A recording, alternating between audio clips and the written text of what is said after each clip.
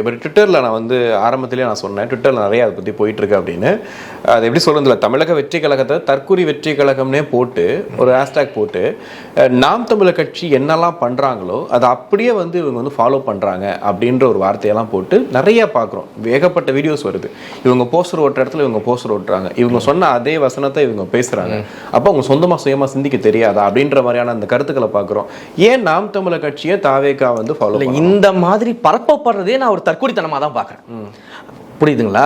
இவர்கள் இந்த மாதிரியெல்லாம் பரப்பி இவர்களுக்கு வெளிச்சம் தேட முயற்சிக்கிறாங்க. மக்கள் பிரச்சனையை பேசுறதுக்காக கட்சியை தொடங்கிட்டு வெளிச்சம் தேடுறதுக்காக தற்கொலைத்தனமாக பேசிக்கிட்டு திரிகிறாங்க. இதுதான் யதார்த்தமான உண்மை. ஏங்க ரோட்டில் நடந்து போனா அதே ரோட்டில் நான் தாவேகாரன் நடந்து போனா, பஸ்ஸில் ஏறி போனா அதே பஸ்ஸில் தாவேகாரன் ஏறி போனா, இப்படியே தான் பேசிட்டு இருப்பீங்களா?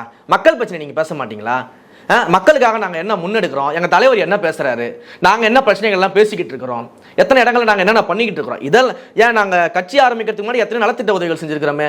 அப்போ இப்போ பேசக்கூடிய இந்த தற்கூரி கட்சிக்காரங்களாம் வந்து வேற எங்கே பண்ணாங்க? எங்கள் கட்சியை பார்த்து நீங்கள் எப்படி தற்கூரின்னு சொல்ல முடியும்? அப்போ அந்த மக்கள் நல பணிகள்லாம் நீங்கள் செஞ்சுட்டு வந்துட்டீங்களா? இத்தனை ஆண்டு கால கட்சியில் இருக்குன்னு சொல்கிறீங்களா, நீங்கள் வந்து இந்த மக்கள் நல பணிகள்லாம் செஞ்சுட்டு வந்துட்டீங்களா? நாங்கள் எவ்வளோ மக்கள் நல பணிகள் செஞ்சு ஒவ்வொரு மாவட்ட ரீதியாக எங்களால் பட்டியலிட்டு சொல்ல முடியும் நாங்கள் என்னென்ன பண்ணியிருக்கோம்னு சொல்லிட்டு. அதெல்லாம் நீங்க செஞ்சுட்டு வந்துட்டீங்களா? அப்ப நீங்க எப்படி இன்னொரு கட்சியை பார்த்து இந்த மாதிரி வார்த்தைகளை பயன்படுத்த முடியும்? அப்ப உண்மையிலே இவர்கள் தானே தற்கூரியா இருக்கிறாங்க.